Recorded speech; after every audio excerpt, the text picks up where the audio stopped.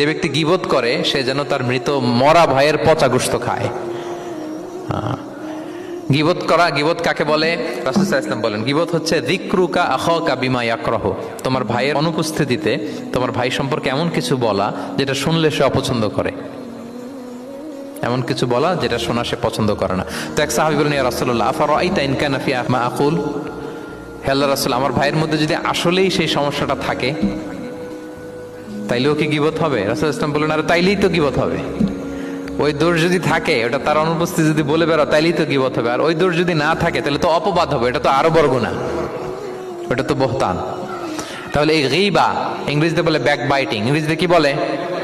এই back biting, চগলখড়ি বা পরনিন্দা আরবিতে বলে গীবাত। এই গীবত আমরা করব না। কারো কিছু বলা থাকলে আপনি তাকে সরাসরি নাসিহাত করুন। আর দিন ওয়ান নাসিহা, দিন হচ্ছে উপদেশ দেয়া, শুভ কামনা করা, তার প্রতি শুভ কামনা করে আপনি